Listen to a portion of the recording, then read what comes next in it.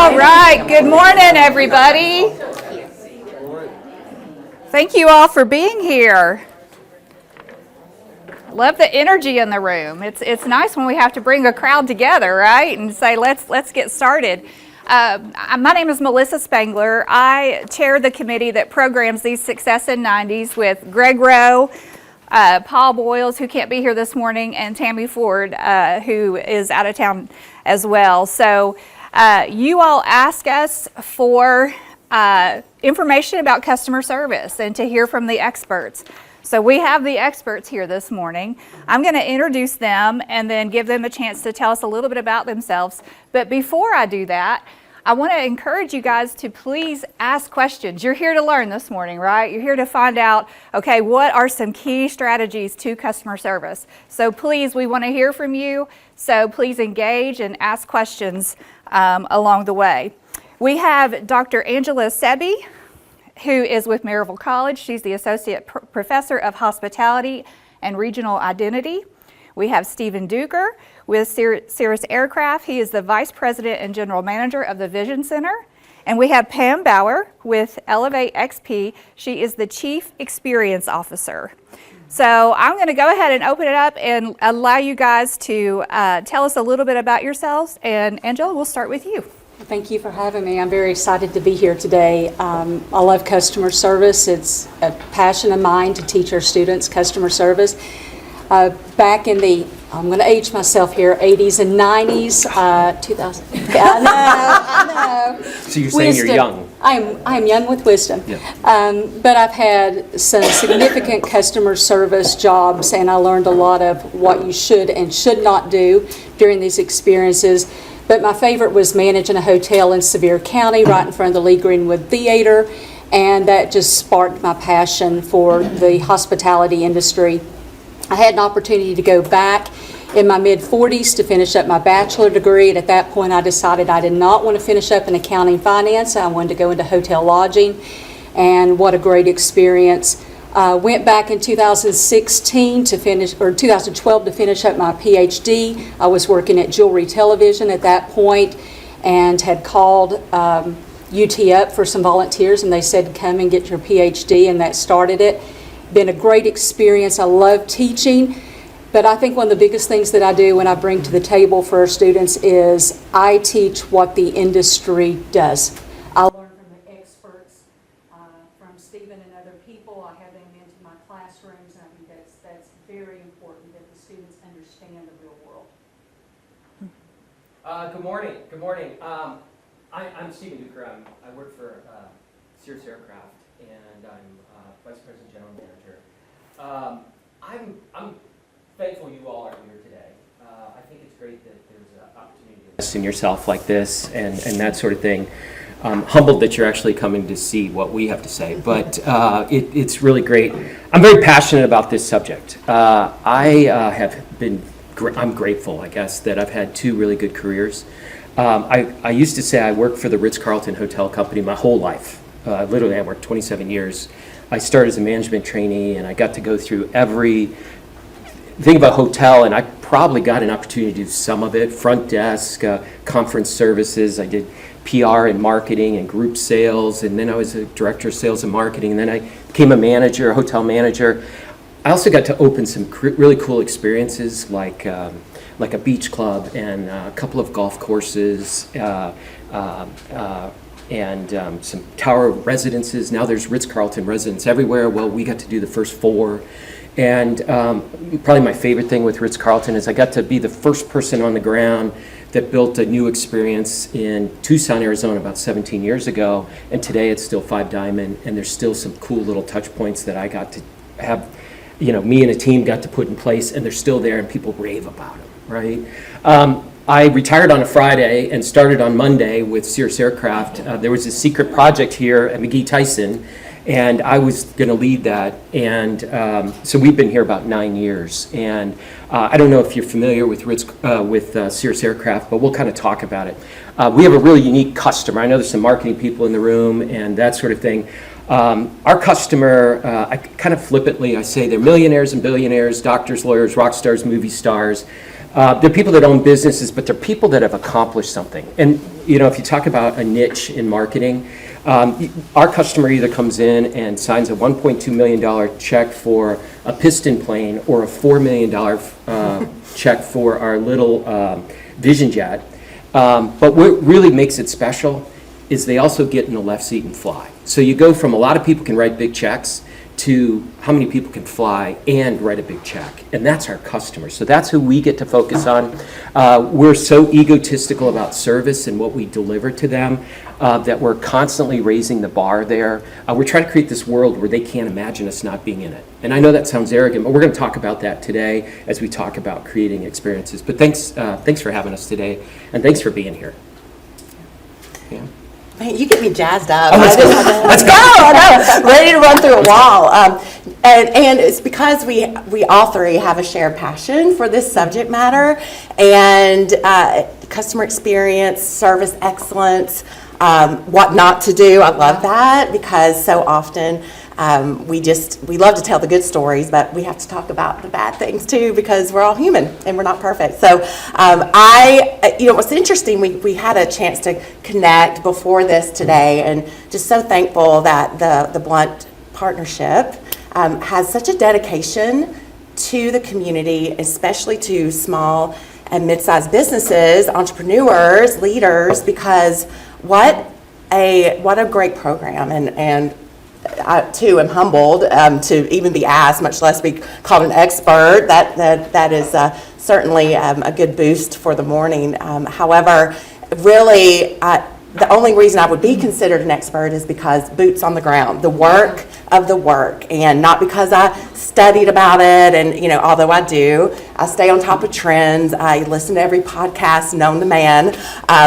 It's truly a manifestation of a passion of really just, can we all be better and human flourishing? That's my passion, and that there's no better job to be in than in a role where you're dealing with other humans in a customer experience setting. And so what was also interesting is that all three of us have a background in hospitality and hotels specifically, and of course with that comes food and beverage and plenty of opportunities to interact with people, with your customers. And so if you're not in hospitality, rest assured that we will have tips and tricks and trades for all of you, because as one of the, what I think, we hear it's one of the oldest professions in the world, to be an innkeeper. And so throughout time, the best practices are always just a step away from being personalized for your business and for your customer interactions. And I currently, although hotels and hospitality is my background and experience, I'm currently consulting. I have my own practice, and I live here literally in walking distance in Maryville, but I also consult with a firm out of Atlanta. And usually my icebreaker conversation is, I know the secret to success at Chick-fil-A. And that perks up, opens the dialogue, because everyone wants to know, how do you get teenagers to say my pleasure and be on time and come to work in a uniform and keep coming back? And so I know those secrets, and it's not so secret. We all know so much more about great benchmark businesses like Chick-fil-A and the Ritz-Carlton, which I'm also fortunate to have working alongside the co-founder, Horst Schulze, and we all model things after these best practices. You probably all have your own Publix or a certain brand that you esteem. And I do recommend that. Aspire to be more, to be better, and to always be improving. So those are a few of my values and my experiences, and look forward to the conversation today. Oh, thank you, each of you. So in true customer service, and we're going to define that term a little bit differently here in just a minute, our panelists wanted to know who was going to be in the room. And so they asked me, hey, can we just do a poll before we even get into telling everybody about customer service? We want to know who's in the room. I thought, gosh, if there's any question that these folks are not the experts, then that answers it, right? They are. They want to know who their audience is, who their customers are this morning. So I'm curious, who in the room is in finance or banking? Do we have anybody in finance or banking? Okay, what about them then? Yeah. Technology, okay. Manufacturing, okay. Insurance, okay. Who else do we have in the room? Marketing, okay. Education. Operations. Recruiting. Healthcare. All right. Does that cover everybody in the room? All right. So my first question for you all this morning is, tell us about your approach to customer service. And Pam, I'd like to start with you, and you guys just feel free to chime in, but how do you approach customer service? Yeah.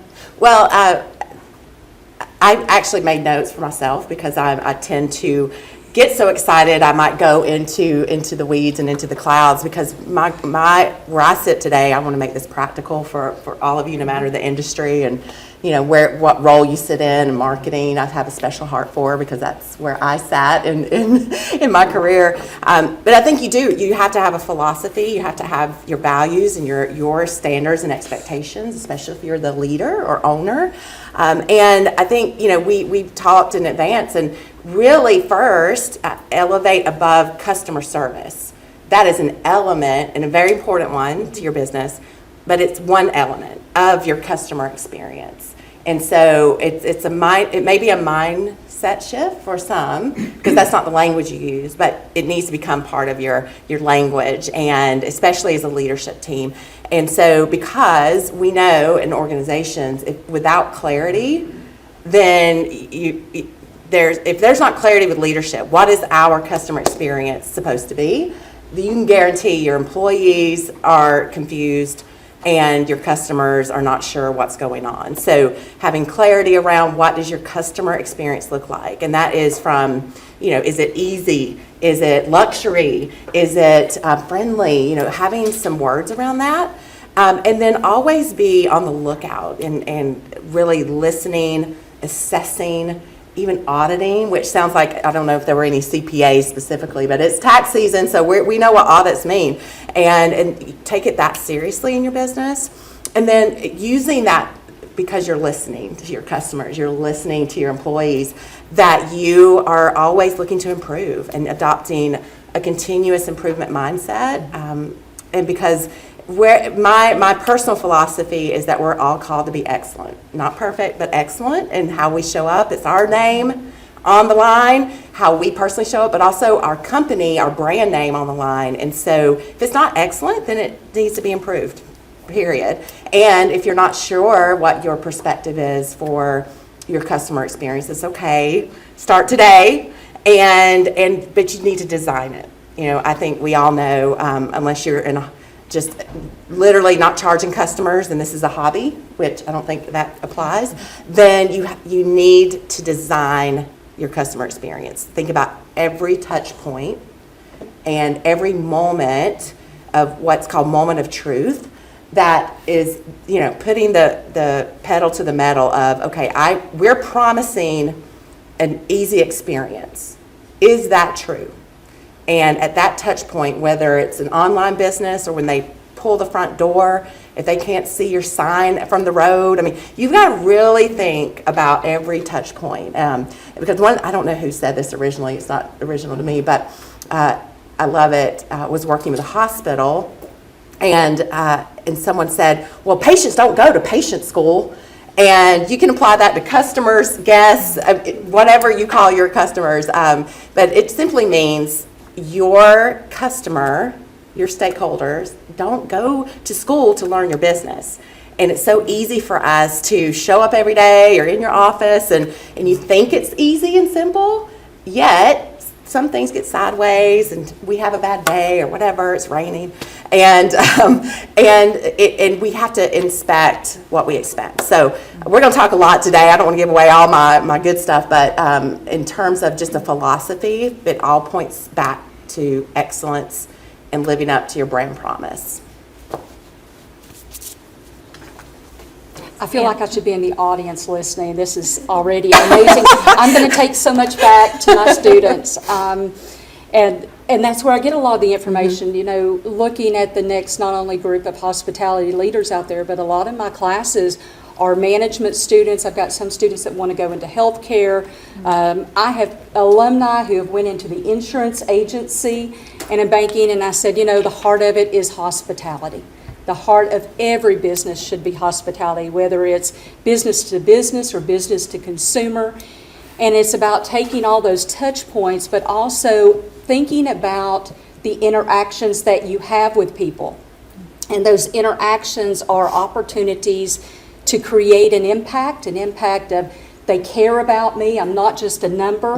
When we talk about healthcare industry, there is a prominent hospitality college in Orlando, the Rosen, and they now have a medical hospitality degree program because that's so very important.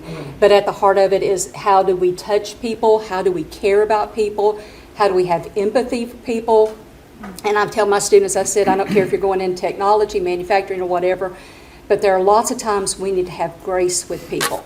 And grace is a huge part. We don't know what people are struggling with at that moment, at that time. It could be financial, it could be medical, it could be a loss. We don't know how they grew up, and we need to learn to have grace with those people. And it's so cool to see some of my management students because, again, I'm teaching hospitality courses, but also management, principles of management. And it's great to see them come back and say, I had to have grace with someone today. And I'm like, yes, let us have grace, because when we have grace, that creates an impact. And those impacts lead up to having a great experience. I went into the bank, I went into that location. They didn't just call me by name, but they cared about me and they understood what I was going through. I think that's great. And maybe just to build on it, you know, so the heart of the question was customer service. You know, what's your approach? I kind of look at customer service that's that department you call when you have a problem, right? I'm going to call customer service, right? We've all done that, right? I prefer to look at this as we in this room, we're trying to create a customer experience. And Pam kind of said that. Angela kind of said that. You know, and the way we look at it, the brand of service that we teach at Cirrus, other great companies do is personalized. We know who you are, which Angela just said, personalized and anticipatory. We want to think for you. We want to get that next step before you know you need it, right? And we kind of teach that. But I'll tell you, those are just kind of words, right? And I know there's somebody HR in here. We should all be recruiters in here as well, and I'm sure you are. But I really think it starts with talent selection. And I'm really fortunate in my second career, I got to sign off on everybody that started, you know, so we got to create exactly what we wanted. But I will tell you, your talent selection process has everything to do with who you are. Because and I interview everybody on my team before they come to work for us. And now I'm the last interview generally, and very seldom do I go against what my leaders or my managers, supervisors say.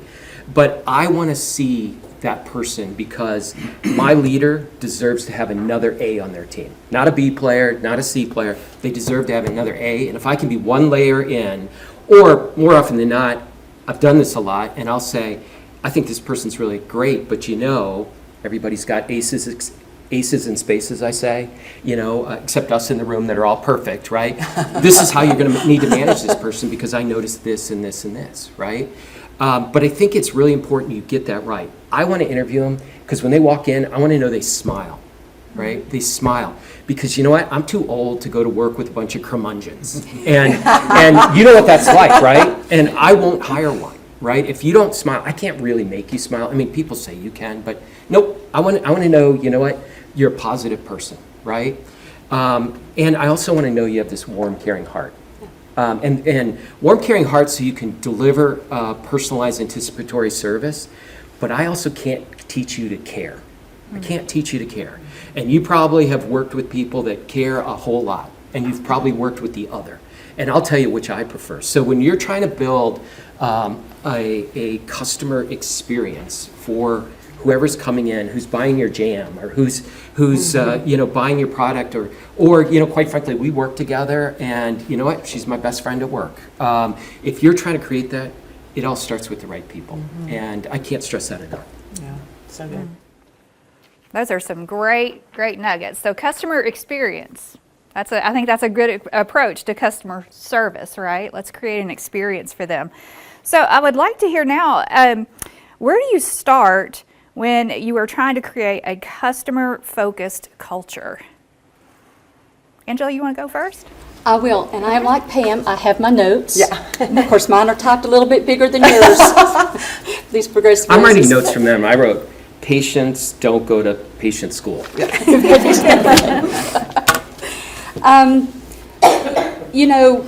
The customer service is a critical component of every business, no matter what it is. My husband works in manufacturing, lean processes, and goes across the state of Tennessee dealing with manufacturing. And customer service is a huge part of that, a part of his job. But customer experience is now the leading factor. I mean, honestly, I can go to one doctor, I can go to another doctor. But how well do they treat me at that one doctor? What is the experience? And going back to healthcare, not that I'm in healthcare, but I think it's huge that we start to turn healthcare around again, simply because lots of times people go in and they are very anxious. They don't know what's happening. They're very concerned. And when you walk up to the front desk and the person does not look up and smile at you to help relieve that anxiety, that just adds to your anxiety. I don't know if you've been to the doctor lately, but I've had those experiences, and I've had experiences where I went into the dentist and I'm like, whoa, that was awesome. From the moment that I walked into the door to the time that I left, I had that great experience. So one thing that I teach my students is it is a managing customer service model, and I'd be more than happy to share the model with you at any point. But it's all the touch points that we have, everything from the very beginning, the characteristics, the company's image, their culture, going into the pre-purchase before I even make a decision. I'm looking at your website, to the actual purchase part of it, where our customers are engaging with our employees and what data are we collecting, part of customer relationship management, to the post-purchase that we go in after they've left. Did they feel good? Did they have a great experience? Again, when do you go to the dentist and leave thinking that was an amazing experience? To at the outcomes, which that falls into are not only our customers loyal, but are employees engaged? Are they satisfied with the work? Are they creating experiences? Because honestly, what I have found talking to my alumni and talking to industry partners is you can give service and you'll feel okay when the customer leaves, but when you give them an experience, they're like, it's a little high. They're like, oh my gosh, that was amazing. So that's one of the things that I think is very important that they learn. There's multiple steps and multiple things, but everything leads up to creating customer-centered. And the focus is on the customer. And by focusing on the customer and a servant leadership, then you, in turn, as an employee, feel great about the job that you're doing. Even when that one person comes in and you had to give them grace, you're like, I gave them grace. I'm feeling great. This is a fantastic day. Do you want to go? Yeah, sure. Leveraging off that, I loved outcomes because if you begin with the end in mind, then you can kind of reverse engineer the experience you want to create for your customers. So again, using that design mindset that I described in the last kind of philosophies that I take is, okay, well, we want to create a luxury experience, a memorable experience, remarkable, friendly, anxiety reducing in healthcare. I mean, whatever it is, if you start with that end in mind, then you can design around it, meaning, okay, well, especially in the recruitment process, and it's and it starts with leadership and ownership to say, we're going to put our stake in the ground, and we're committing to these things, and we're not letting the busyness and the noisiness get in our way. And, probably it's not a long list of those things, but the very, main things that are going to make you successful, and then designing around it. And especially in the talent recruitment, and then onboarding them. It's one thing to find them, and you're like, hallelujah. And then it comes down to, okay, how do we onboard them into this customer-focused culture? And how then do we, of course, make them feel welcome and help them understand how we do it around here? That's culture. And also, though, because you've recruited caring people, then also you're going to show that care in return by offering ongoing training or ongoing reiteration of those customer-focused values. And, in hotels, we'd have morning stand-ups, where we get together in the mornings and talk about it. If you're in a remote environment or you only have 2 or 3 employees, you can have regular gatherings where that's the focus, or start every meeting with a story. Because so many of our employees, especially if you have frontline employees, they may never have been around a customer experience that you're trying to create. Meaning, especially, if they're coming right out of school, maybe from an academic standpoint, they haven't seen it in real life, creating a very intentional process so they can see that modeled for them. And especially by leaders. With leaders, we cannot sit in our offices behind a computer screen. We've got to get out, get old-fashioned, walking around, interacting, so that our team members can see us model that behavior, work with us on it, do it, then I'll do it, then you do it, and then we'll do it together. Some of those techniques of training, and also just being able to correct in the moment. If something does go awry, saying, oh, let me show you how I would do that. Or, did you notice you said this? And, it'd be better, be clearer if you said it maybe this way. And so that way we're not letting things linger out there. That can be, that can be resolved in the moment. And that, again, it all goes back to an employee engagement experience that you've crafted so that you're delivering on the customer experience you're promising them. So again, I love that. I wrote that down, outcomes, because that's really what it's all about. What are you promising your customer? How are you going to get your employees to do it? That's good. Yeah. That's really good. Hey, so I said you got to start with the right people, right? And that's pretty easy. You then have to invest in them. Mm-hmm. You truly do. Like, just hiring warm bodies does not get anybody anywhere. You have to invest in them. That's kind of the hard part. Like, what do I invest in them? And I'll come to that. But so you select the right talent, you invest in that talent, and then you recognize the heck out of them when they do things right? And one thing I've learned working with really talented people is they want to be recognized more than somebody that's not, right? And in this room, if I won't ask you to raise your hands, but I'm sure we have lots of talented people in this room. How many of you feel like you're over-recognized for the good work you do, right? Think about that. Now reverse it, right? Because you have people reporting to you, peers you work with, that sort of thing. When was the last time you said, hey, thanks for coming to work today, you made a difference. Thanks for covering for me, I was out yesterday, and it went without a hitch. So also kind of think about, investing in people. I want to tell you a quick story. Hopefully I can do it really quick and you stay awake, okay? But I got to, so the hard part about investing in people is what the heck am I going to tell them, right? So I got the opportunity, like I said, I worked for Ritz-Carlton. I joined this company that nobody's ever heard of called Cirrus Aircraft. And I will tell you, we have been working on culture for years. We do a really good job of it. And we're very different than Ritz-Carlton, but yet we serve kind of a similar customer, in a lot of ways. So when I joined, and I just had my 9th year anniversary this past weekend, right? So I've been with the company 9 years.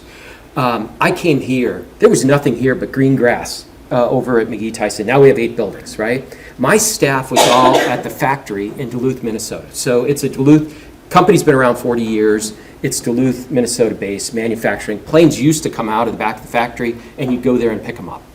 We moved the customer center here for a lot of reasons. Blount Partnership helped with that, brought us here.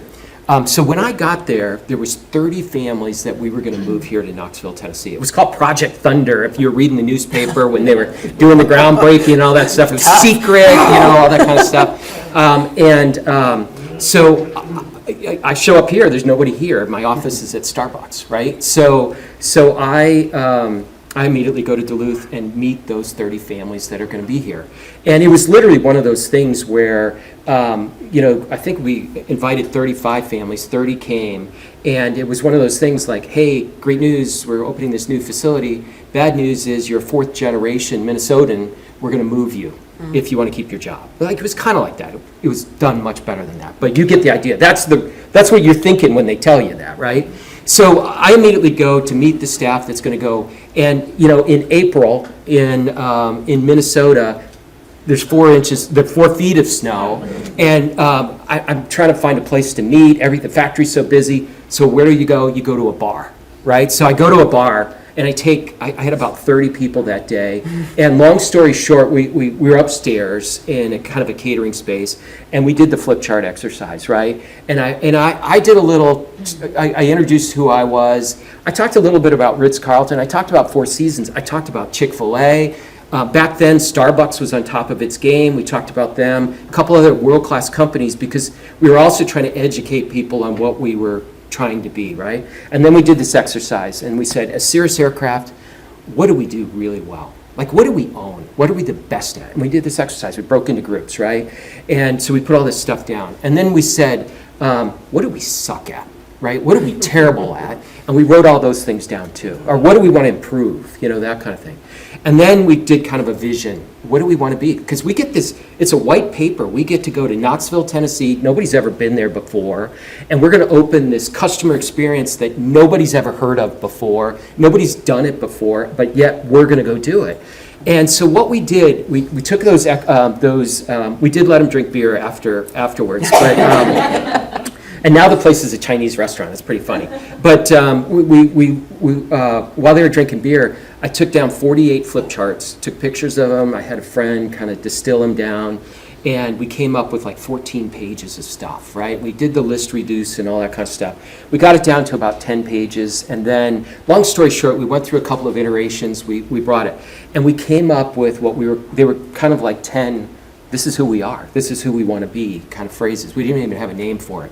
And then that all distilled down, and I presented it to the CEO, CFO, presidents, and we came up with what are called the service essentials, okay?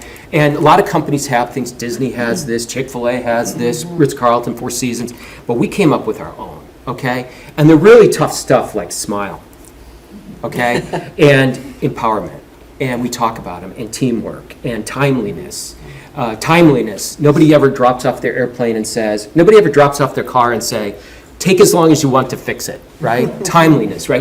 So we have 10 of these things. But all it is, we did this, and then the executive team loved it, and we said, we're going to do this for Knoxville. This is our promise to each other. This is what we're promising each other. This is our promise to our customer and the brand. And then it actually blew up, and they said, we got to do it for the whole company. This is really good.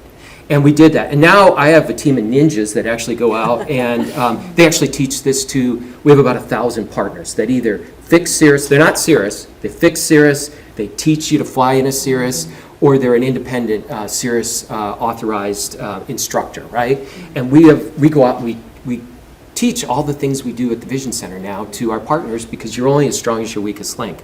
But anyway, we came up that day with these 10 service essentials. And so now we get everybody rowing in the same direction. So when I say you select the right talent, you invest in them, you know what? You teach them your mission, vision, values, your service essentials. We also have something called guiding principles, but we teach these things to our people. And we don't just teach them once at a 3-hour orientation when you're doing your I-9 or I-4 or whatever it is, right? No, we go back and we do recurrent training, and we come back and we do different things, and we drive this in daily lineups and that sort of thing.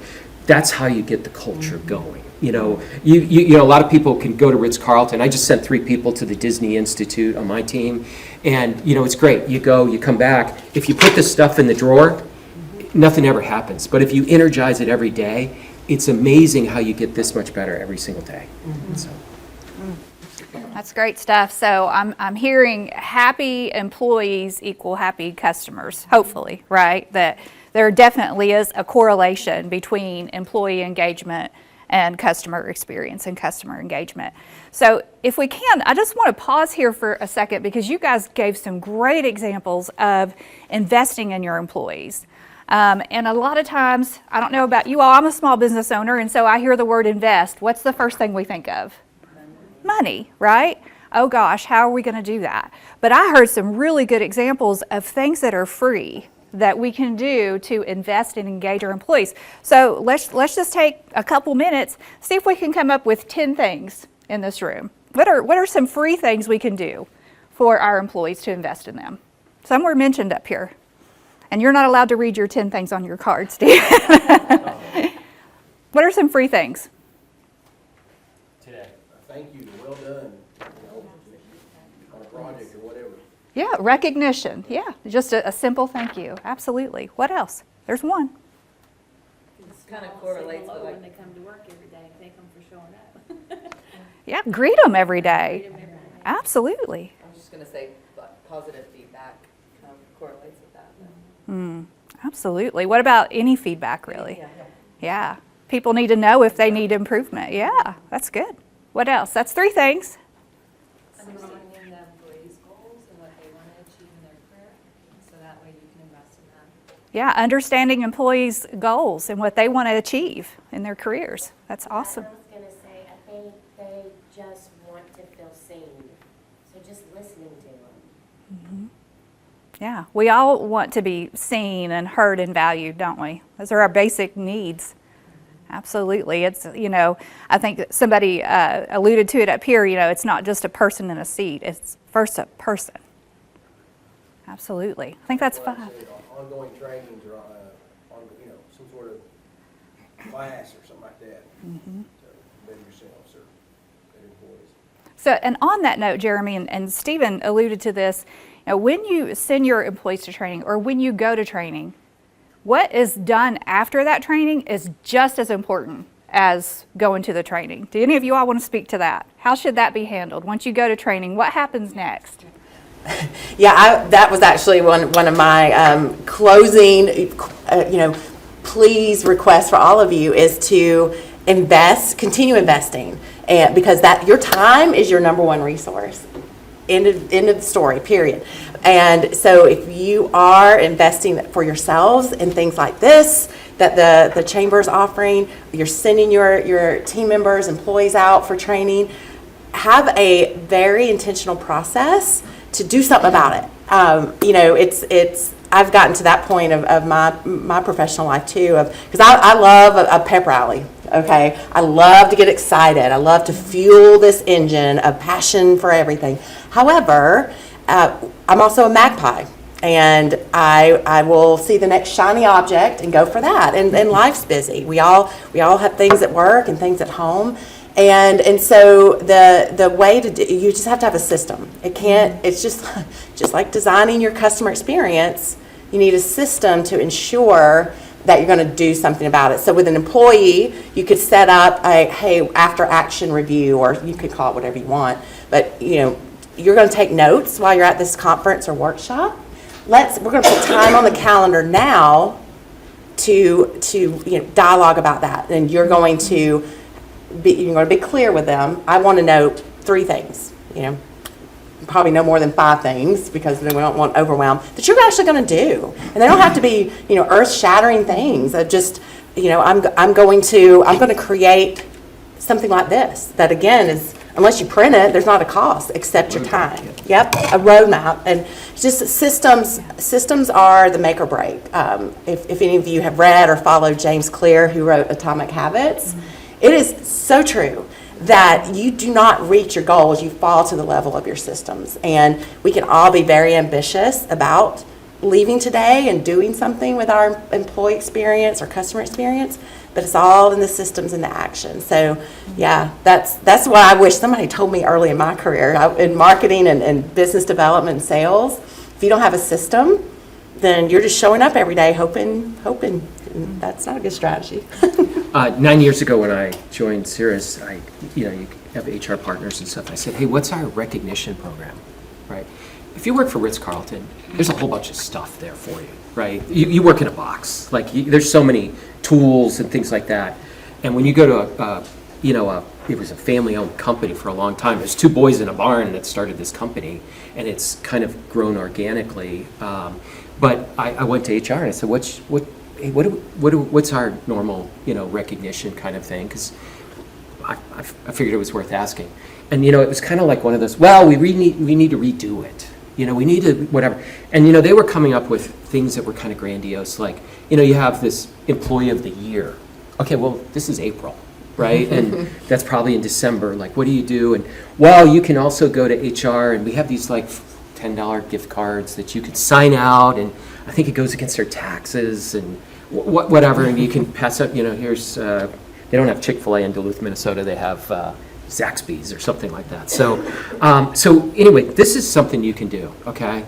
I love that you said, like, somebody over here said too, like, honestly, I'm thankful you came to work today because my job's easier when you come to work, right? Like, and that sort of thing. So it doesn't have to be monumental stuff. You don't have to wait until they, put the Superman cape on and go save the kitten in the tree. No, sometimes it's the basic stuff. And so we have this. This is an index card, okay? We print them by the thousands. It says first class, and it's got our logo on it. And so this is designed that Pam and I are in the office together. She's out sick or whatever, and I cover her appointment because we share calendars and stuff like that. She comes in the next day, and gosh, thanks Stephen, whatever. You can write, you rock on this, and I will tell you, we give these out. You recognize people in different ways. Some people are mortified if we brought them up in front of this room and recognized them, right? Other people thrive on it. So you got to know your people. We're all different, that sort of thing. But I will tell you, these little cards with just a few scribbles on them, they show up in people's cubicles. Like they're like trophies almost. Like, and this costs nothing, right? And I think we're actually going to change it. We're going to call it props because we have propellers. Oh, cute. That was an idea I got from somebody at orientation. But like, it just says first class, and people save them, right? And I know too, when I was a conference service manager in a hotel, and you basically serve groups that the salespeople book and bring in. They write letters at these conventions and stuff. I had this file folder full of these great notes, and I probably still have them somewhere, but they mean something to you, right? And if you see people pinning these up, it's valuable. But this doesn't cost money, to your point. And we always get hung up on, we got to create a program, we need a committee, we need all this, and you know what? I'll tell you, this is better than pizza, right? This is better than a food truck once a year. Write 3 or 4 of these every week, and you just look at the relationship and how it changes with the team that works with you. Great stuff. Anything to add to that, Angela? Yeah, I think, and I share with my students that you have to be intentional. If you're going to something as professional development, I think that you need to have that conversation with them before they go, what is it that you want to get out of this? What is your intention? And then I would like for you to come back and do something, a call to action. And so when I have guest speakers into my class, and Stephen's been in my class, and my students, they're scribbling, it's because they have to do a reflection paper. They have to take 3 key takeaways from the guest speaker. And I tell my students, I said, anytime anybody speaks to you, you can learn something from them. And so they have 3 key takeaways, but then they have to take those key takeaways and how does it relate to them? It has to be personalized. So you say, here's one of the takeaways. Well, how's it going to help me in my life? How's it going to help me in my career? And so that's what I train our students to do, because I want them to go out when they go to a conference or some professional development, somebody's speaking and they want to go to sleep, that they have to come up with 3 key takeaways, and how is that going to benefit me and my career and the company that I love. And so being very intentional has to be part of it. I think so. So intentionality, definitely. Was that helpful for everybody? So do we have to have tons of money to implement an excellent customer experience and invest in our people? Yeah. So we realize that sometimes things don't go well in business and in providing an excellent customer experience. So what do you do when things don't go well? Who wants to go first on this one? Okay. So, as good as you think you are, like Cirrus, we make a ton of mistakes. We make a handmade aircraft. We don't make all the parts. Sometimes something fails. We have a lot of redundant systems on a plane. If you're familiar, like you have an alternator on your car, we have two. So sometimes things go wrong. Handmade, sometimes we're delayed. And we make them in Duluth, Minnesota. Well, there's a snowstorm there today, so the two planes that were going to come off the line probably aren't, because depending on, you got to be able to fly them, and it's got to be clear skies to fly them, to test fly them and stuff like that. One of the things that we teach, we have a formal kind of thing. It's very academic. Problem resolution, and you can open a book and find many of them. We use one called LEARN. It's an acronym. It's listen, empathize, ask questions, blah, blah, blah. Ritz-Carlton had one called LEAN, but they're academic, right? Sometimes it's just good to have a tool that you teach somebody. Like, listen, somebody over here said, sometimes that customer just wants to be heard. Listen to them. Like, just any employee knowing if you listen, it goes a long ways, right? Sometimes we try to solve, or it's not my problem, or whatever. So if you find some formal program, I would tell you to definitely invest in that sort of thing. One of the things in our culture, though, is that that cliche, the customer's always right and whatever. It doesn't matter if they're right or wrong. Okay, they might not be right, but you know what? We've learned that if you solve a problem with the first person that it comes to, you own that problem, and we teach that. You never lose a customer. You own that problem. Doesn't mean you actually solve that problem, but you don't move away from that guest, that owner, that sort of thing. You stick with that problem. You might get others to help you solve that problem, but you stick with that customer. So we teach that, and I've learned that if you can solve it right away, it's called first-person resolution. If you can do that right away, you save your company thousands and thousands of dollars in the life, of your career with that company. And we teach people to do that. We also teach people to handle things urgently. So you've probably had an issue with something, and it doesn't seem like that place cares or whatever. If somebody brings us something, you treat it with urgency. You treat it like it's the biggest thing that's happened today, and it literally might be they can't find a switch to turn on or off or something like that, but you treat it with urgency. I think that's important for the customer to know that you care, that I'm going to solve this. More often than not, it's not that easy, right? And it's a bigger issue. One of the things we do is we see it through. We see it through with the customer. We make sure they're okay. We're really, really good at saying we're sorry. And even after you say to me, oh, it's okay, and we're best friends now because, you know what, I actually made it better than it was for you. You know what, I might send you a gift even after that. I didn't have to, whatever, but we want you to know that we care about you that much. And it really depends on your business and that sort of thing. But those companies that really, like, in those times where things aren't right, and maybe they really are right, but that customer doesn't see them as right, you fix them, you actually gain points with that customer. I remember at Ritz-Carlton, we do all these surveys and stuff, and my bonus was predicated on great surveys, which healthcare is that way with some of the proceeds that go to doctors now and stuff like that. But I found that, we would do a great job on the 4th of July. We'd have 1,100 guests, and we'd get most of them, we'd give them an unbelievable experience. I'd get to meet the 6 that we screwed up with, right? But I also found out that, you know what, if you're good at it and you care and you do the right things and you have, you turn those people around. Not all of them, but a lot of them you turn around. Funny enough, on those scores, a lot of times you get better scores when something goes wrong because your team handles it. And you build a relationship with the customer where somebody just checks in and checks out, you don't see them, right? So sometimes problems are a good thing in an odd way. You can actually build this engagement and this relationship with your customers through just handling problems. Well, I'll piggyback a little bit. In my class, I share with my students how to listen. A lot of people do not know how to listen. We hear. And from my own experience, when I hear my husband, it means a new car shows up in the driveway. And we need to learn how to listen to people. That means I'm not thinking about a response. I'm letting them talk to me. I'm letting them share everything with me. I'm coming back and I'm paraphrasing to them. Did I hear you right in this? And then seeing if we can come up with a solution together.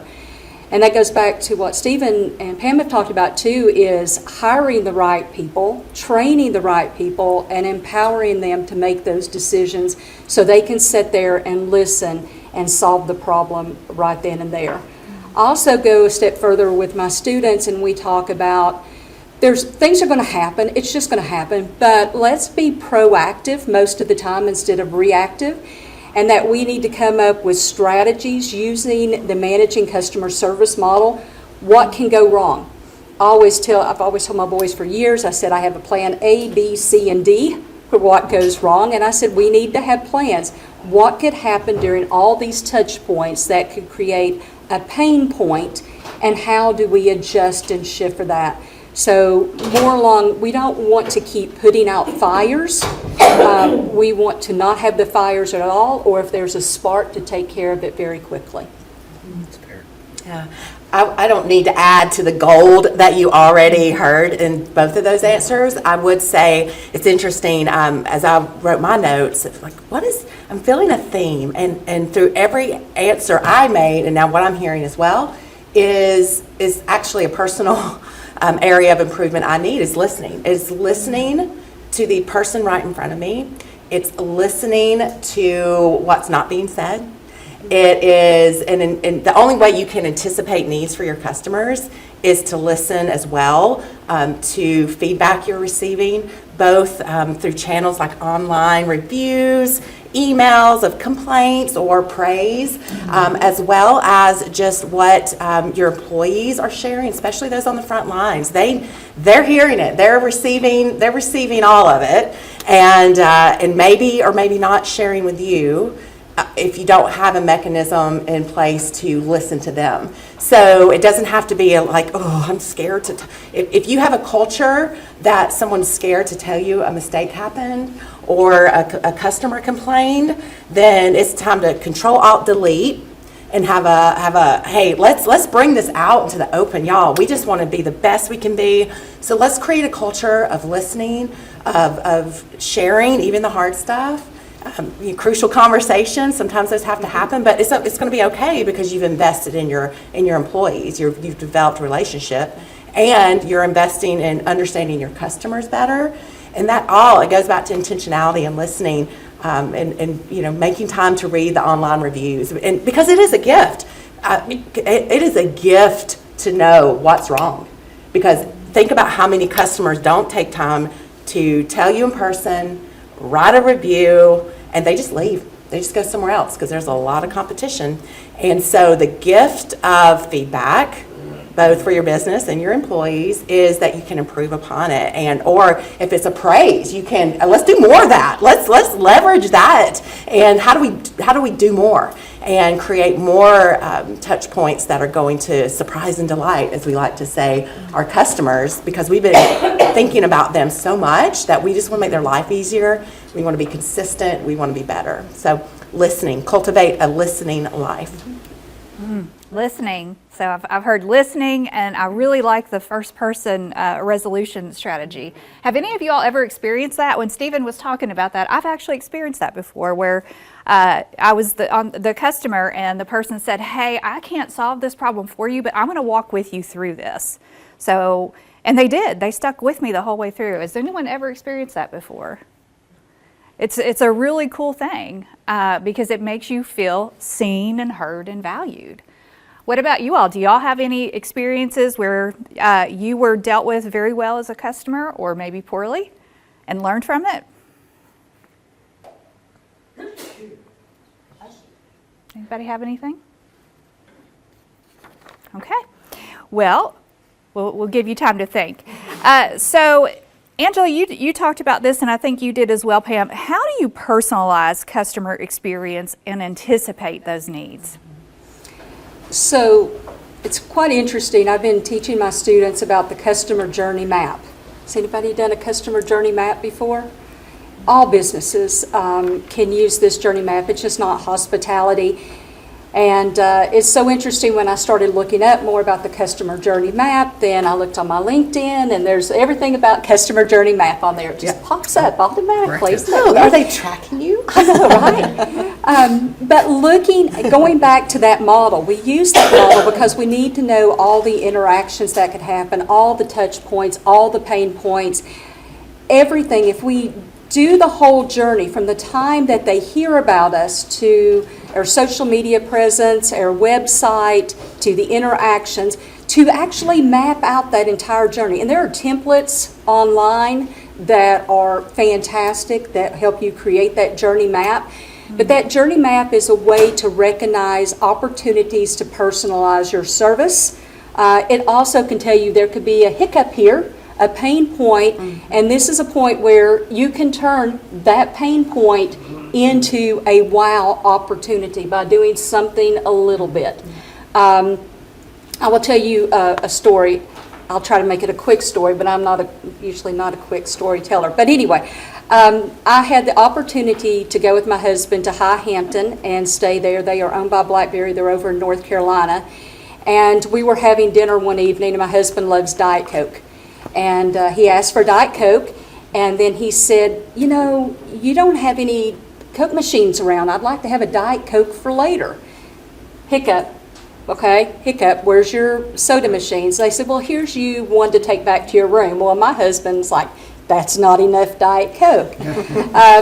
It takes us, I mean, we go straight to our room, but it takes us a few minutes. We're looking at pictures, and so not 10 minutes. And we walk in the door, and as we walk in the door, on the left side is a table, and there's a can of Diet Coke. I'm like, oh my gosh, there's a can of Diet Coke. There's a little note. We want to make sure you have a great stay. We know you love Diet Coke. Here's Diet Coke. And we've stocked your mini fridge with cans of Diet Coke. Awesome. And I tell my students this story because sometimes it's just a little, I mean, what does Diet Coke cost, right? It's just a little thing. But you have to understand that journey map. Will somebody get thirsty? Would they like something different?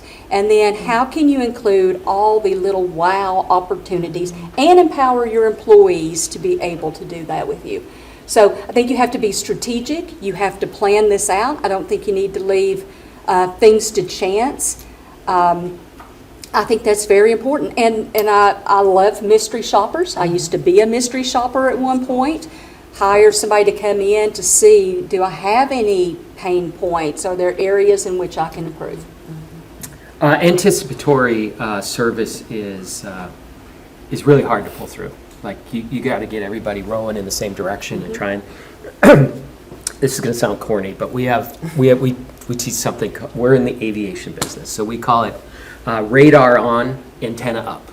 Okay, radar on, antenna up. So think what that means. Okay, so we teach.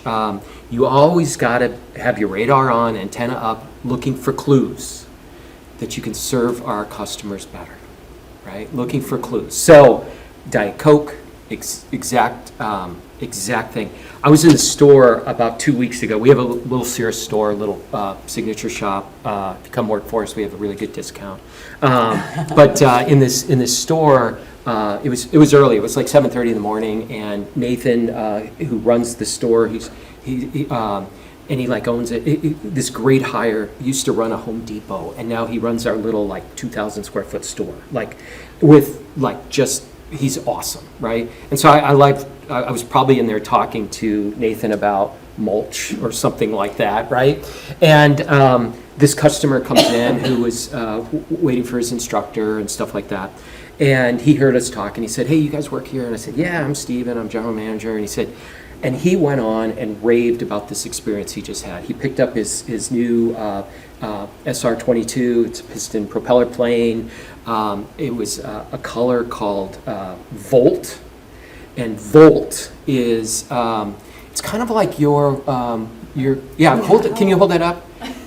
Except it's brighter than that. okay? How? I was kidding him that, and I kind of scared him. I said, when you go home and you land at your home airport, you better grease that landing because everybody's going to see you bounce because they're all going to look at that plane when it goes by. And I kind of scared him a little bit. But he was raving about the instructor because, you know, we don't just throw you the keys and say, hey, thanks. We actually spend about 3 days with you. You know, you're with a hero pilot. You go up, you get really safe and really, you know, you learn all the new features in your plane. And you kind of get signed off. It helps with your insurance and things like that. But he was with John, and John, he just raved about John. John was the greatest thing. But he also raved about his delivery and all this stuff. And it was just kind of cool because it's not often that you're just standing there and a customer just gushes, right?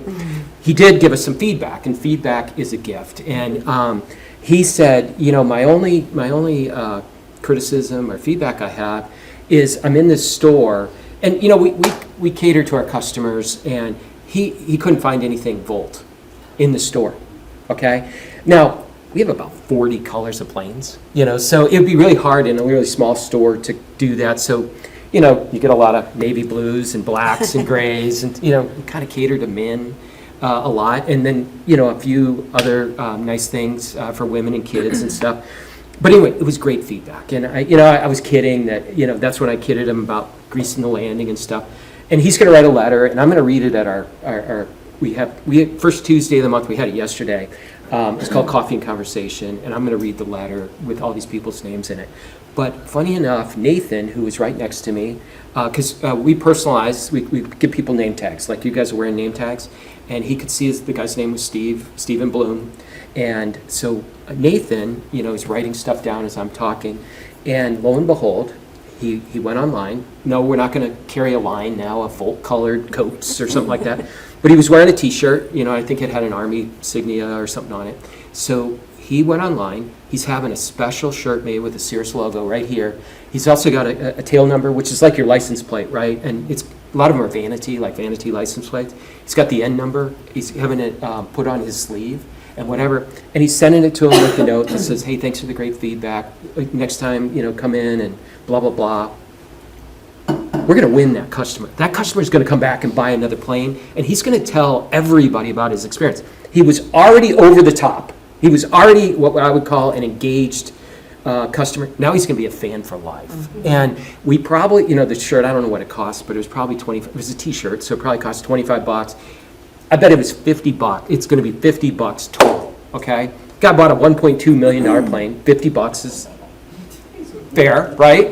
And so he's going to send it to him. Just, you know, like, how cool is that? Like, so, like, I just want to be in the guy's house, you know, when he opens up that package in maybe 2 weeks and goes, wow, that's cool, right? And it's like the Diet Coke. You know, those things happen all the time. But you know what? You have to teach people to be looking for it, because things go by you all the time that you don't pay attention to. I'll also tell you, too, this works with people you work with, right? Absolutely. Celebrate birthdays. They're on the calendar. Celebrate birthdays, right? Celebrate anniversaries. Celebrate special things in people's lives, or they did an achievement outside of work. Or, you know, this young lady I met with yesterday, it was her 6-month review. She's finishing her MBA very shortly, you know, and we're going to celebrate that, you know, and it might be a little card, it might be whatever. It might not be a big party, but those kind of things, they work internal, they work with your customers, they also work with each other. And that's how you build a relationship. That's how you get an engaged customer. That's how they come back and spend way more money with you, you know, is just getting to know them, right? Yeah, only, again, there's so much that it just, you know, all my senses, my radar's up. What is it? My radar's up. And Antenna up. Radar up. That is kind of corny. No, it's not. You can't really steal that because they're going to go, what are you guys talking about? Well, but you can adopt it in your own frameworks and environments, and but I love stuff like that. I thrive off that, but that's not everyone's style, you know. But what the theme today has been too, and it relates to listening, is storytelling. And I love hearing these real world stories and experiences out in the real world, because that's where our human instinct is go to storytelling. And as much as I love to learn and be academic too, I am sure Dr. Sebby agrees. We got to get out, you know, your students, get out there and learn, get your hands dirty. And internally, storytelling. It's, again, based on working in hotels and restaurants, we do have some advantages. Someone calls in and makes a restaurant reservation and says, it's my wife's birthday, so it's implicit that we should, at minimum, recognize it and bring out a, free piece of cake. But what if we took a next level and sir, would you like to have some flowers waiting? What else can we do? Or if it's a loyal customer, you know more about them, and you might know that she enjoys an old fashioned, and we're going to anticipate that need.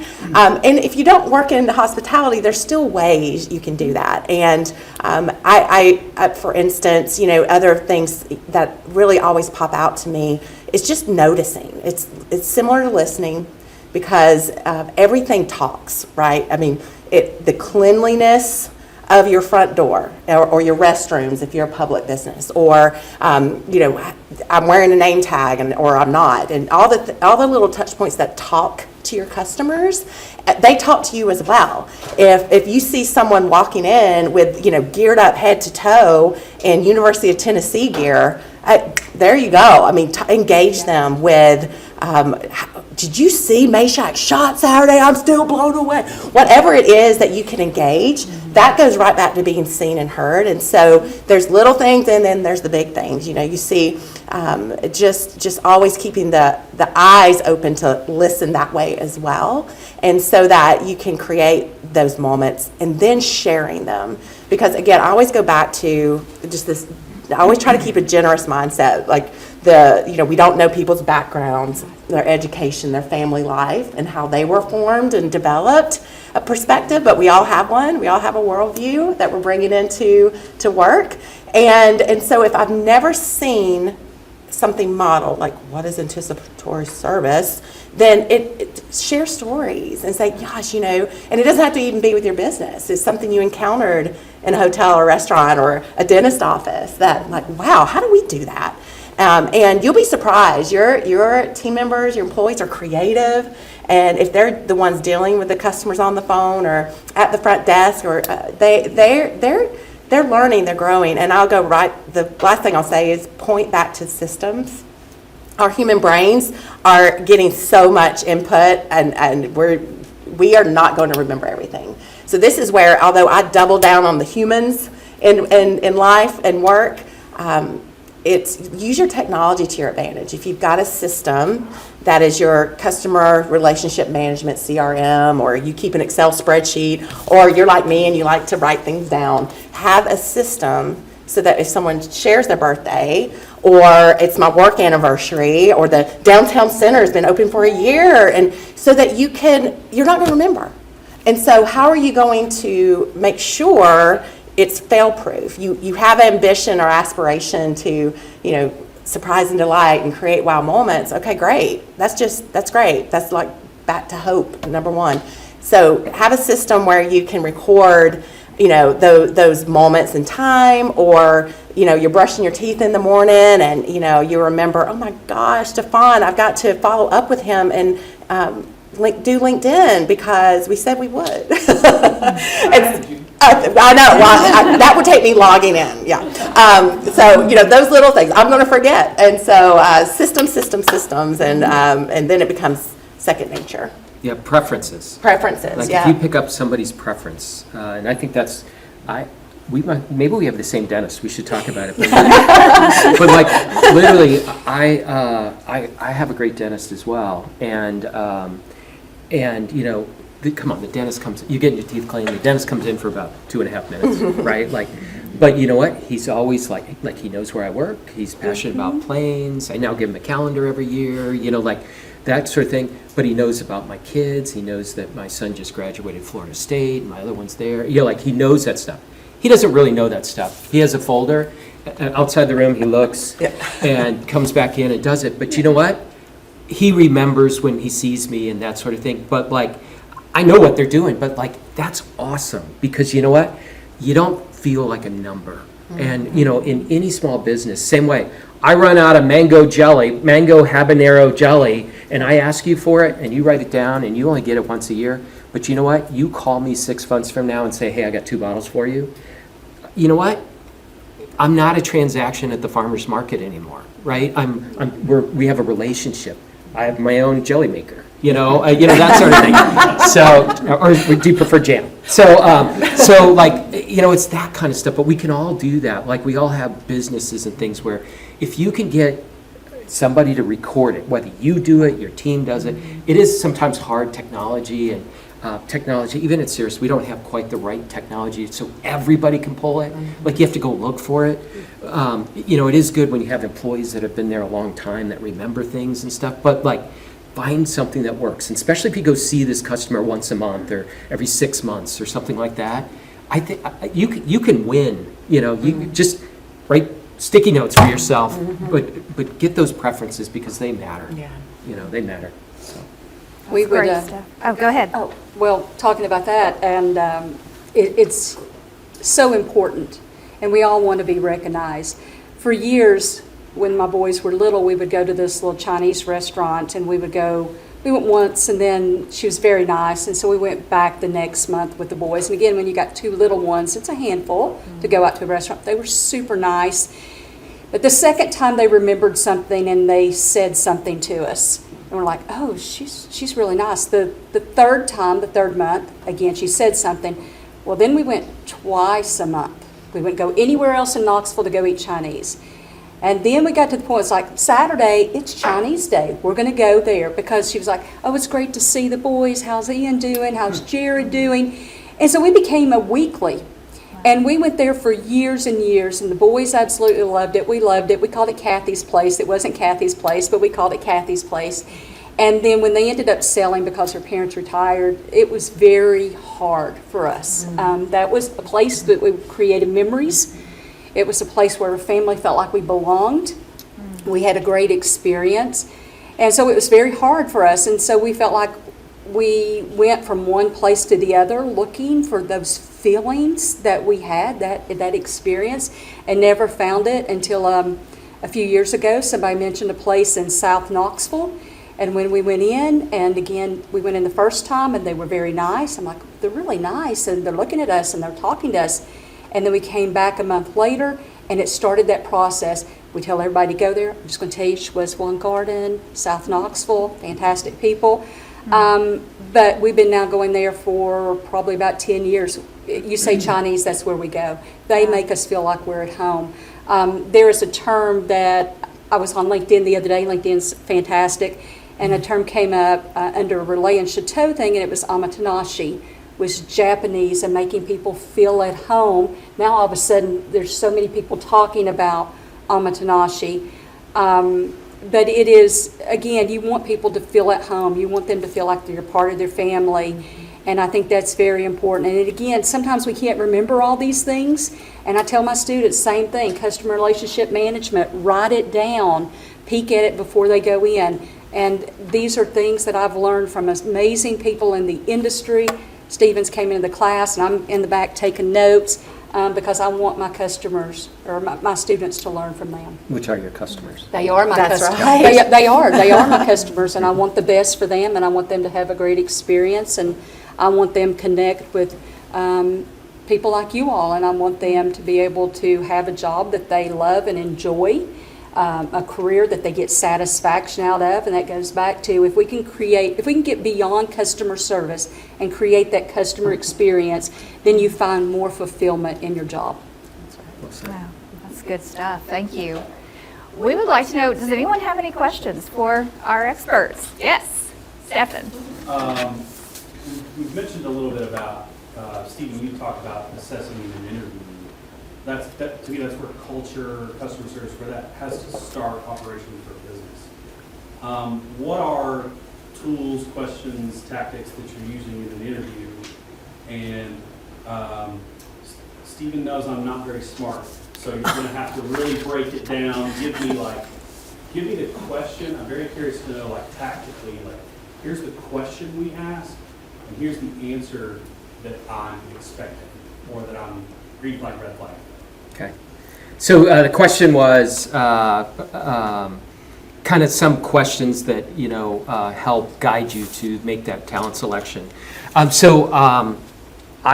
I could share some with you, but like you know, by the time they get to me, I'm not trying to decide can they do the job or not. That's what the leaders have done, right? They've vetted them. There's been a recruiter, there's been screening, there's been a couple of interviews, that sort of thing, probably live interviews as well. When they get to me, I'm looking, like I said, do they smile? Do they have a warm, caring heart? I ask a couple of questions, kind of my go-to, you know, beyond small talk and stuff like that. I ask, tell me a time when you made a difference in the life of a customer. Tell me a time when you made a difference in the life of a customer. And I tee this up by saying, okay, I'm going to ask you a few questions. None of them are gotchas, okay? And they're not. They're not gotchas, right? They're designed to help me to get to know you a little bit better, okay? And the hardest part of doing that is either taking a minute to come up with a time you really did it, because I'm going to say, tell me a time when, because you got to give me an example, because then I'm going to say, tell me what you did and how did it end, okay? So you get to tell me a little short story about yourself. I'm sure it's either something that you're proud of, it was memorable, or somehow dramatic, you know, to you.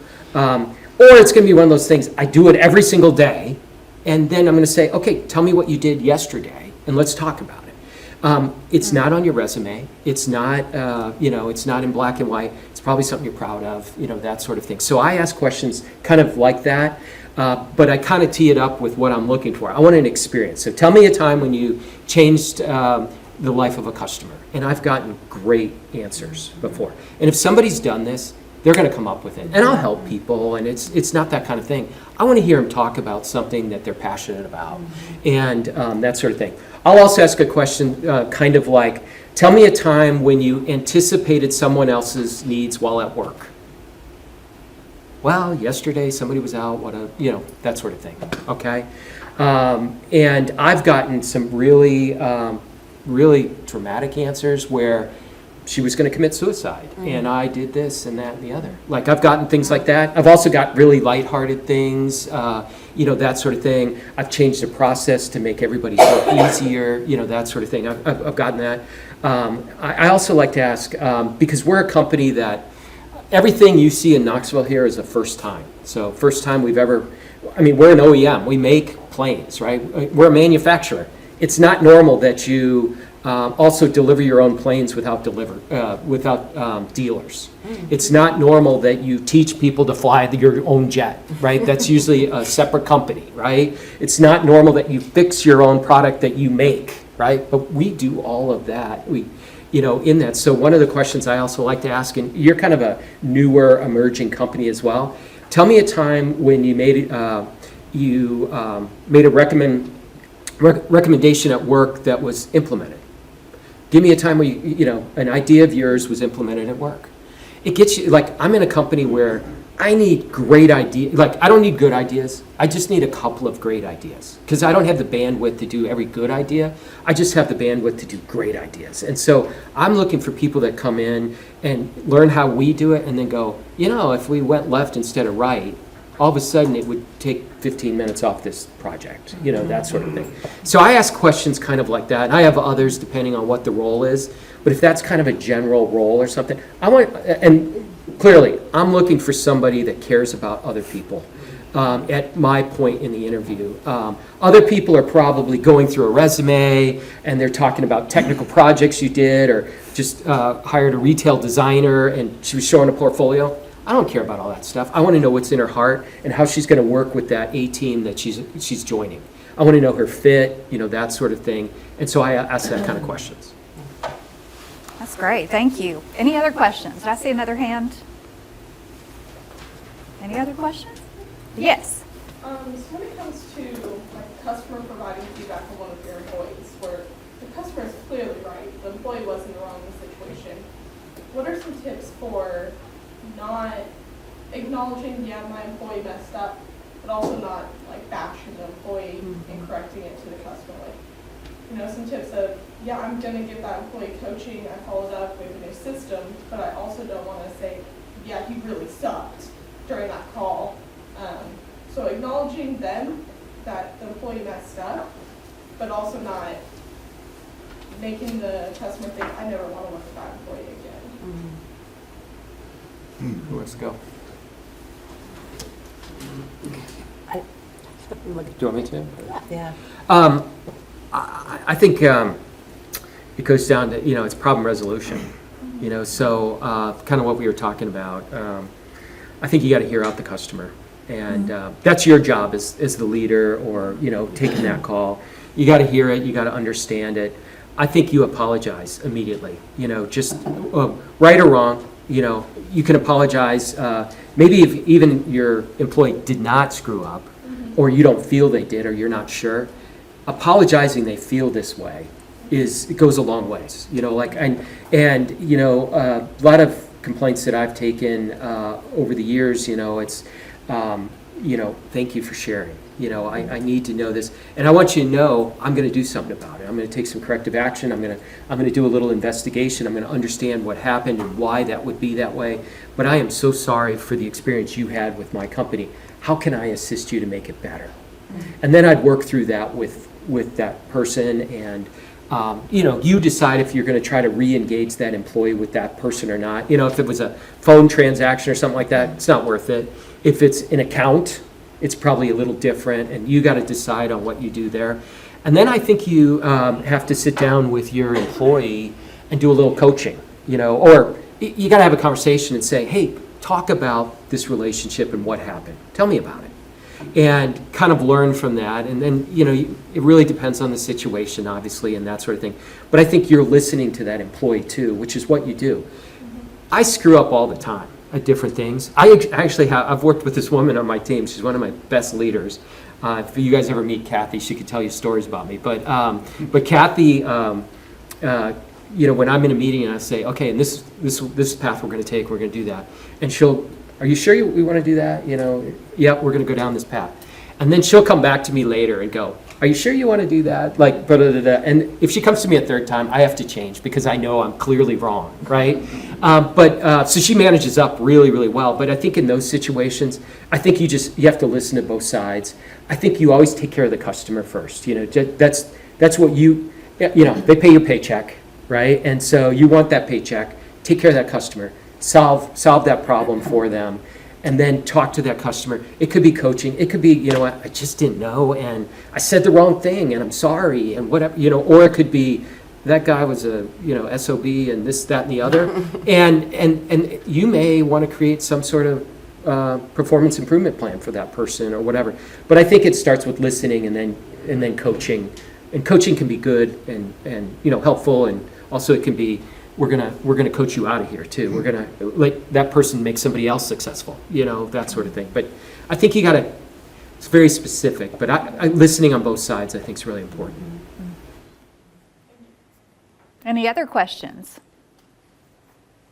All right, so as we close up today, I would love to hear from each of you. If you could leave us with one thing today, one key takeaway about creating an incredible customer experience, what would it be? And whoever would like to go first is fine. I'll go because this what I spent time on in addition to all the other questions, because I find as I work with in consulting, and this may be true for a lot of you in the room, you're the owner, you're HR, you're marketing, you're wearing different hats, you're maybe the janitor of your business, I don't know. Or if you're not, if your role is very clear, it still is overwhelming. We live in a noisy, busy world, and that's not going to change. And so my key takeaway is to do something today. We talked about it earlier, and to make it your goal. I don't know if that means as you're driving to your office, you send yourself a voice memo of one thing you're going to do today, or you call a colleague, you call your spouse, something that really jazzed you up today and energized you to prioritize your customer experience, or perhaps it was something in your employee experience that will impact your customers that you're going to do. Because if you wait, you're going to get into your office, you're going to start emailing, you're going to do the things, and you're not. It is going. I won't say not. It will be difficult to get back, to whatever that is that energized you. And so don't fall victim to the busyness of the world. Work on your business, not just in it, and prioritize your customer experience. And so, and if if you're kind of cringing, like, we don't have this. We don't really have our culture of customer experience figured out. I hadn't heard of a journey map. Oh my gosh. And you start to feel overwhelmed. Like you want to do all the things we talked about. Pick one per quarter, pick 3 per year, 1 every month. But just do something and don't feel the overwhelm. You can always start today. What's the quote? When's the best time to plant a tree? 20 years ago? When's the second best time? Today. So, do it. Just do it. Ride your enthusiasm for that, whatever you heard today, and do it. And, as I think about how that impacts me as a resident and fellow business owner of Blount County, that, hey, we're all better together. If everyone in this room does one thing, that magnifies, and that's a ripple effect. And then all of a sudden, those who couldn't be here today or think they don't have any problems, well, I want to be as good as you and you and you. And we just all rise up. And we have great businesses like Cirrus, and we have Maryville College and Dr. Sebby's class. Really, the future is bright. And so let's just work as a community to be better. I'd have to say, don't be afraid of change. And that's multiple forms. One form I would like to emphasize first is, don't be afraid of change where you've ran your business before and you've not received feedback from your employees. If your employees are frontline, you need to get their feedback on what's going on. Again, that creates more of an engagement with your employees. It creates a better experience. So if you've not done that before, don't hesitate. Reach out to your employees. Let them feel like they're part of the team. And then the other part is, don't be afraid of technology and data. We've been talking on campus a lot about AI, and you're talking about it, and I'm reading more and more. It's here, it's coming. My husband's in manufacturing. He said your students are going to have to learn to use AI. And then now there's all sorts of information going out about how do we incorporate AI into the customer experience, but also into hospitality businesses. So don't be afraid of the technology coming out. Learn to use it. Again, for some people, that is a change. Well, now I've got to go learn about an equipment or software that I didn't realize could have a huge impact. So don't be afraid of that. Don't be afraid of change and being able to grow, because our customers' needs are completely different now than they were before COVID, completely different this year than they were last year. Our employees' needs are completely different than they were a few years ago, and we have to learn to shift and adjust with them. That's really good. I think I got 2 things. The first is, I'm sure there's all in this room. There's some really good organizations, and you do some things really, really well, and you should embrace all those things, right? Everything you do really well, your team does well. Embrace those things. I think as you go down this path, if you choose to go down this path where you want to elevate the experience for your customers or your employees or whatever, I think it's important that you look at it. The culture, if you work on my team and you're joining our team, I just want to get this much better every day. Okay, this much better. I don't want to do this. I don't want to do this. I just want this much. And it sounds trivial, right? But every employee in that interview, when they say something like, what do you expect out of me? And I say, you're just going to work to get this much better every day. And whether you do or not, as long as you get a team that's rolling in that direction, it's super powerful. It's super powerful. And it doesn't mean you have to take everybody and push them into a class, and doesn't, spend all kinds of money, send them to the Disney Institute. No, just get a culture where we're just trying to get better. When you get a letter or you get something from a customer and you can share it at your morning lineup, or share it at your staff meeting or whatever. And then work on, how could we have done this differently, or how could we get this much better? And I kind of leave you with that, because I think that's important. Like Pam said, don't get overwhelmed by it. Systems change, all these things, they're coming. But one thing that you control is, I'm personally going to get this much better every day. The other thing is, once you get some of these things in track, and you already do, right? You already have some really good things going in your organizations. Pam said it earlier. I use this as well. Inspect what you expect, okay? Inspect what you expect. So don't get caught where, well, my team always does it this way, right? Go in and watch, right? I go in, we do 800, this year we'll do about 800 aircraft deliveries. I still go in and watch. I probably watch 100 a year, and funny enough, I think things are happening a certain way, and they're not. But then I get to go in and be a consultant and say, hey, when we open the doors for the customers, because we drive into a dark hangar, and it's a production, and hopefully you get to see one or go online. A lot of people are downloading them now.